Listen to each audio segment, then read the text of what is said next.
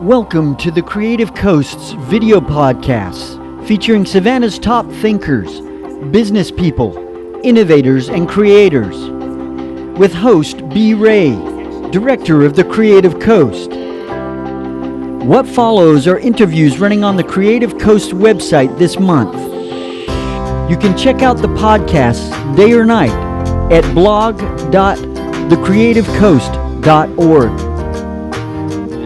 Actually on the advisory board here at the Creative Coast.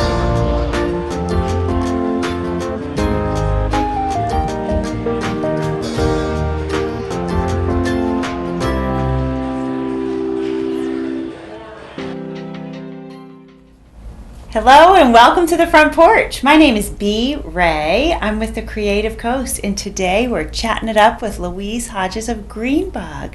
Hey, Louise. Well, hey, B. Thank you for having me today. Sure. Happy to have you here and to hear what's going on. And tell us about Greenbug. Greenbug is a wonderful concept. We manufacture and sell all natural pest control products. And our products have an active ingredient of cedar, which is deadly to pests, but it's harmless to humans, animals, the environment, and all beneficial creatures like honeybees and butterflies. It smells good. Yes. Right.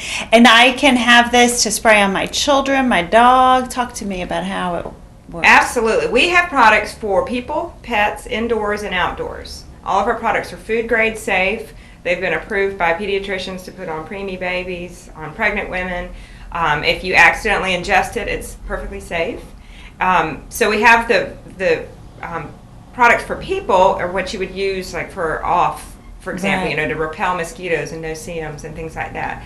You can use Which we don't really have around here. Yeah. We just, and just in case, we should have fallen into something in Savannah, but Savannah wouldn't have something like that. No, not at all. Okay. There are no bugs around here. Yes, good. And then you can also use it on your pets, but then we also have Greenbug for indoors and outdoors, which you can use for your own interior pest control, your own quarterly pest control. You can use out in the garden. And that is a segue into our latest invention, which I'm very excited about, is our Greenbug system. And that is actually my own brainchild, and it integrates with your irrigation system. Wonderful. And it's like an IV drip into the irrigation system of our natural product, and everywhere water's directed becomes pest-free.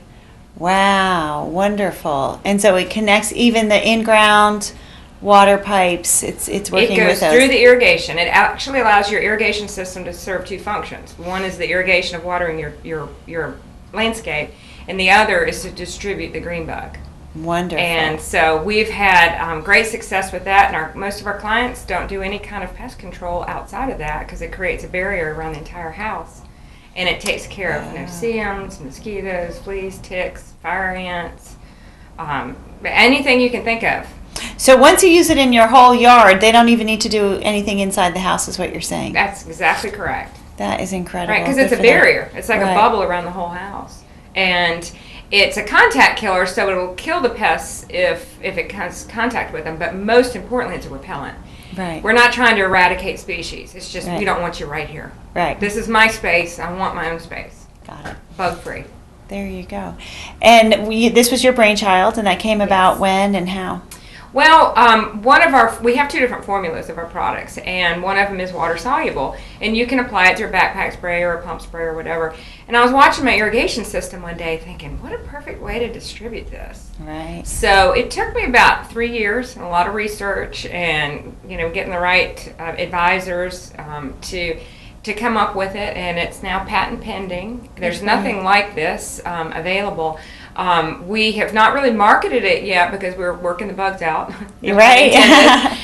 But we now have 75 systems, putting another 3 in next week, and great results. Good for you. Wonderful. Now talk to me. You mentioned ticks and fleas. So this could be used, not the irrigation system. I'm now switching back to sprays that are for pets. So instead of a monthly pill, I can get a spray that I use for my dog. Is that correct? Oh, absolutely. Yeah. And how often do I spray my dog? How does Well, that work? it kind of depends, and that's one thing that's very different about our products compared to traditional pesticides. Our products are completely safe. It's a little more loosey-goosey. You can't over-apply to a level of toxicity, so you basically, the instructions are used as needed. But for instance, with my own dog, what I do is I bathe her with the green bug for indoors because that's the water soluble. And so she has a faint aroma of the cedar. Okay. And then when that starts to fade, then I'll apply the green bug for pets on her. Got it. And so you can apply proactively or reactively. Let's say you go out and you think, oh, I bet they might have picked up some ticks on this, walk. Well, then you can spray, and whatever it has, if there is anything there, it'll have contact with them and kill them. Or you can do it proactively, so it'll repel them. I'm about to go on a walk. How about we Right. put some of this on, or put her on it every so many day schedule or something like It just that? depends on how often. Some dogs don't go into wild areas. Some dogs are basically just in the house and in the yard. So they wouldn't need it as much. And also, if you're going to go in a big field or something like that, you basically do the paws and the underbelly and around the face. You don't have to necessarily do the whole body. Right. So, and I found the best way to apply it is to spray it into my hand and then rub it through the fur, and so it's a good way to love on your animal. Oh, and nice. They have no problem with it because it's a natural ingredient, and to them it's just aroma of cedar. Wow. And how did what happened 6-ish years ago when you said, I think I'm going into the bug spray green business? I never thought I would love bugs, but I'm trained as a landscape designer, and we had our own landscaping business for years in Charlotte, and we moved down to this part of the world, and first of all, it's 2008, which was not good, and second of all, we realized a lot of people don't spend as much time outside because the bugs can be an issue. So we started looking at different options, and it didn't take me more than about 20 minutes to see online how toxic traditional pesticides are. And I'm a mother, I've got 2 daughters, and I thought there's got to be something that's safe. So we started doing the research and came across cedar. And cedar's actually been used for centuries for pest control. That's why you have cedar chests, cedar closets, cedar siding. Right. And you never see a bug in a cedar chest because they'll die if they go in there. Right. So, then you get the chemistry in there, and we now have our own proprietary formulas. And I'm very motivated. I mean, there's no reason to use toxic chemicals when you don't have to. And the cedar is exceptionally effective. So why use something that's not safe when you can use something that's safe and works? And where can someone buy the spray? Well, we spray, our products are sold online throughout the United States and Canada. We've actually been, we've sold to all continents except Antarctica, I have to say, which I'm proud of. So that's the best way to get it. We sell at a lot of different golf courses, and we're actually a national vendor for Walgreens, but we're slowly getting our way into all the different Walgreens around here. We're actually located in Beaufort County, South Carolina, so there are a gazillion places there. Like I said, a lot of golf courses, all the Walgreens there, hardware stores. We're penetrating the market as best we can, but the one true way you can get it is online at www.greenbugallnatural.com. Greenbugallnatural.com. Right. Nice. Great. Well, thank you, Louise. It's wonderful to see you. I love hearing about the progress, and I appreciate you being part of what makes this Savannah and the coastal region so awesome. Well, I really appreciate you having me here today. Thank you so much. You're welcome.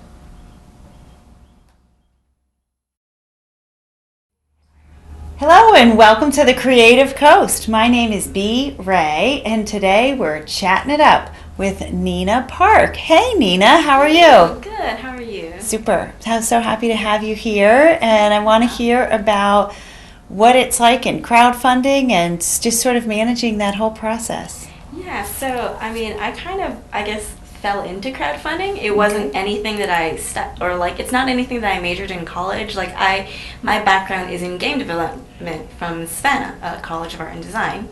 And I just kind of fell into it because me and my friends were thinking of starting a studio here in Savannah, and so we're like, why don't we kickstart it? Because we don't then have to answer to any publishers. We can kind of make the game we want. And so I had to do a lot of theoretical research. Ultimately, for that game, it didn't end up going anywhere, but one of my friends, I never got a chance to work with him during school, but after we graduated, that summer, he was just like, do you want to be on my team? Because I need to do a Kickstarter for a board game. And it was a whole bunch of SCAD graduates once again.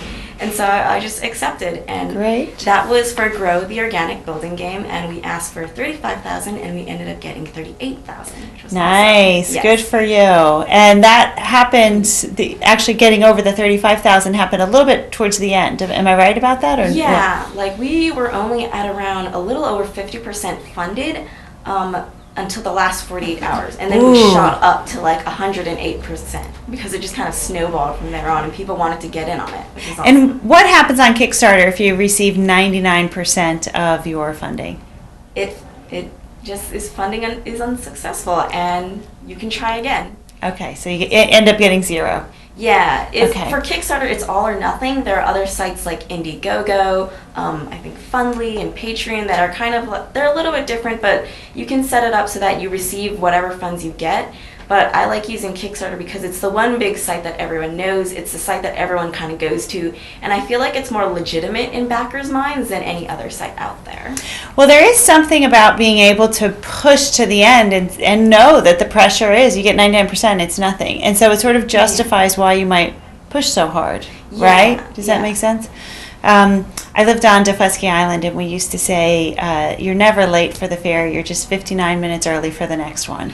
So same idea. You can't just miss it unless you want to swim out to the boat.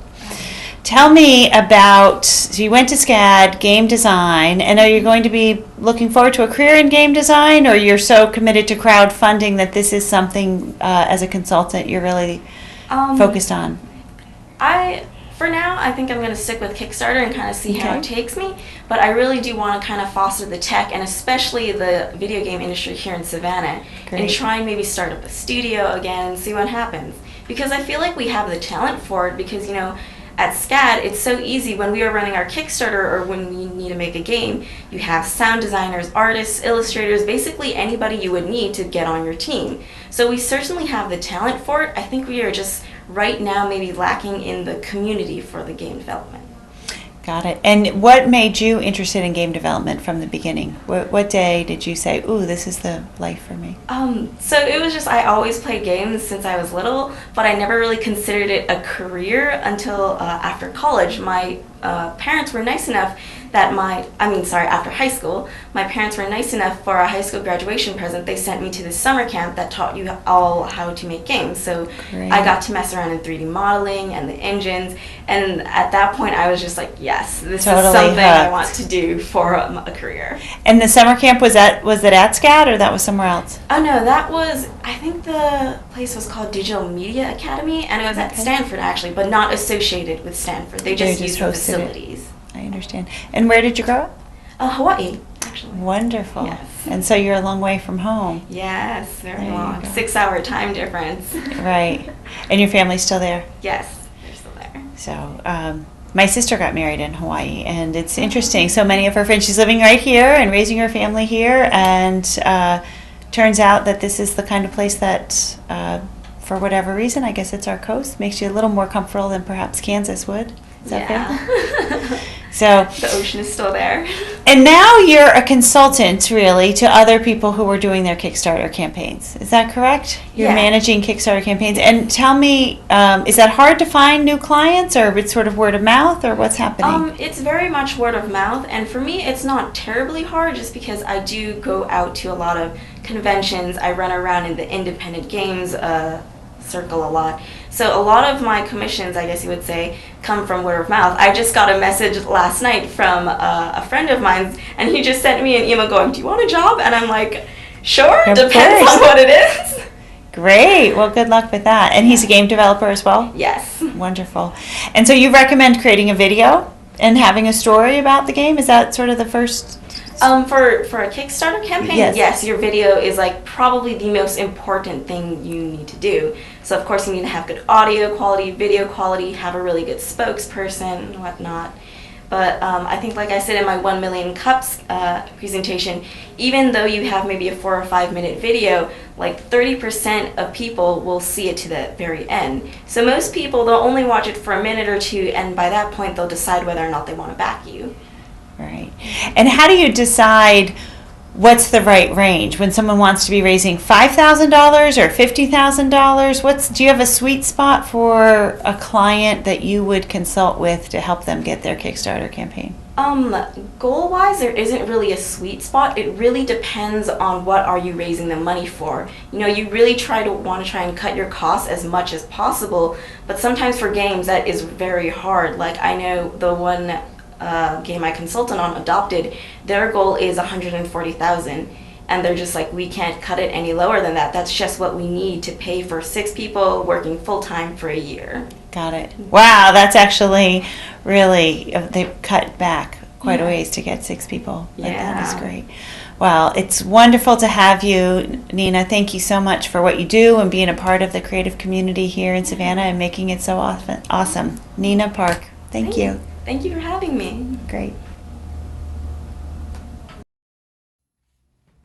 Hello and welcome to the front porch. My name is B. Ray and I'm with the Creative Coast, and today we're chatting it up with Paige Hewlitt of Impressa. Hey Paige. How are you? I'm super. I'm so happy to have you here. Thank you so much. Thanks for being here.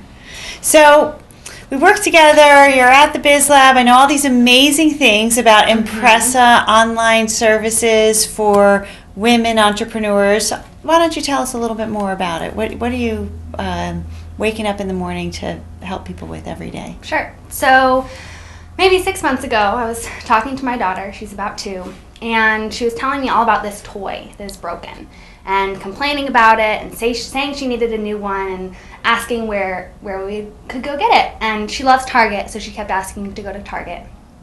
And I said, well, where are you going to get the money? And she goes, from Mommy? And I said, I'm not giving you any money. You have to work for money. And so she puts on her backpack, goes to the front door, and says she's going to work. And it's nothing, right? It's a little blip in every single day, but it's that one little moment that I taught my daughter that there's value in work. There's the ability to go out and do something to get something that you want. And for a 2-year-old girl Great. to know that, like this huge source of pride. And while I don't work with 2-year-olds, I work with a lot of moms. And the ability to teach them and to work with them on how to not just have pride in what they do, but how to really build a powerful business that works for their life, that impacts their family in such a wonderfully positive way, is why I get up every single day. That is fabulous. And you have clients here in Savannah and beyond. And everywhere. Right now I'm working with a couple people here, but that's definitely the minority. Most of my clients are across the U.S., so Texas, California, Washington State, Washington, D.C., Nashville, as well as I've worked with clients internationally, currently in the Netherlands and Germany and Singapore and China. So it's really all over the place. And I think that just speaks to not just the power of women, but the power of being an entrepreneur and being able to travel and live wherever you want. And so many of the people I work with are Americans living abroad or are Europeans living in the United States. Like there's this really wonderful opportunity right now with these digital tools like Google or Slack or whatever it is, that you can have a team and you can have this robust company from anywhere and be able to really live the life that you want to be living, whether it's catching Paris Fashion Week, which is, total dream, or sitting on a beach or whatever it is, or maybe it's just walking your kid to kindergarten every day. Not everyone has the opportunity to have a flexible life, but I think building a business that supports those dreams that you have is just the most powerful thing in the world. Incredible. And how do these people find you? Well, totally word of mouth for the most part. I've spent pretty much the past 5 years working one-on-one with clients in marketing capacity or a coaching capacity and really focusing on creating actionable and measurable growth in their business. And I think that's a lot different than other coaches who are really woo-woo and really feel good about yourself and find your center and build your passion. And that's wonderful. And there's total need for that. But what I really pride myself on being able to do for people's businesses is to say, okay, so you need to do this, this, and this is why. And then how can we measure the impact of that so that you can leverage that to go forward? And I think my favorite stories are people who've had this amazing success while we've worked together, but have really leveraged the lessons of how to get to work and how to work impactfully in a day-to-day basis to really change things over weeks and months and years since we've worked together. And you mentioned you do a lot of work with mothers in particular. So what sort of special challenges and opportunities does that bring? I mean, all of them. Does that count as an answer? I think being a mom, and I've only been one for 2.5 years, but being a mom presents so many challenges of time management, of working on odd hours, of finding childcare, whatever the issues are. And I think if you're able to identify just a few hours, so maybe it's nap time. My kids nap for about 45 minutes. So sometimes it's 45 minutes, sometimes it's an hour and a half, whatever that magical time is.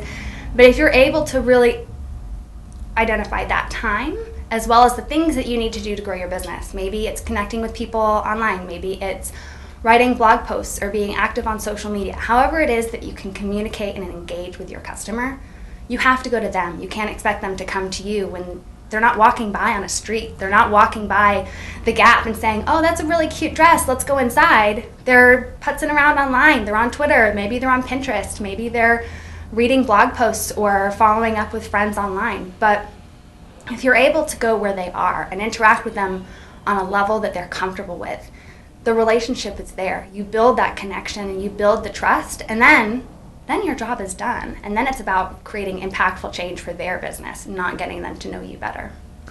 And so you became really focused on results and the impact. And what is it in your training or personal experience that led you down that path? I'm not sure exactly what it was, but I think it all came down to I didn't have a lot of support when I started out. Right. I didn't have a lot of feedback from other entrepreneurs or other women entrepreneurs particularly, and definitely no one who had a family. So it really came down to, okay, I have these 3 hours. My husband's not coming home because he's deployed, so I have 3 hours during the day that I can effectively know my kid is going to be napping. I don't have to do dishes. I don't have to do anything else to take care of the house. What can I do in that 3 hours that's going to make me enough money that can pay my bills? And that's not always a perfect example. You're not always going to make enough money to pay your bills in 3 hours a day, but sometimes you can. And sometimes if you spend your time correctly, it changes how you do things. And so, everyone says if you want something done, give it to a mother, because they will not only balance their time, but they'll get it done more efficiently and more effectively because they don't have time to go back and fix it. Right. They want to go play with their kids, or they need to cook dinner, or maybe they want to make bath time, whatever it is. Finding a way to get it done in a way that you don't have to fix it, there's nothing better than that. And you've known how to get things done for a long time. You started your first company when? Well, I don't know if you could count it as a first company, but I was like 13. Okay. So I don't know that would count effectively. What were you doing? Well, I saw a hole in the marketplace in my suburban community where I was babysitting all of these kids, and I would get calls and calls weeks out of summer. Can you babysit my kid from this time to this time, and I'll pay you X amount of dollars, and I would have 4 weeks worth of kids to babysit, and that's awesome, right? When you're 13 and you have no idea what $5 is worth, right. $5 an hour is awesome. And I realized, I was like, so if these 5 moms are calling me for these same days, maybe I could have all 5 kids at my house and babysit all of them together and then make 5 times the money. Right. And so I did, and I had an entire summer-long summer camp for kids, and we planned crafts, and we did lunches, and we did snacks, like the whole shebang. And I remember my mom taking me to Costco and saying, okay, so what do you need? And I had this wad of cash for my prepaid clients, and she's like, seriously? We're going to buy all of this stuff? You have an entire budget outlined, and you're 13? Who are you? Wonderful. Wow. Well, Paige Hewlitt, that's who you are, of Impressa, and I am impressed with an I for about Impressa. Thank you for being here. Thank you so much.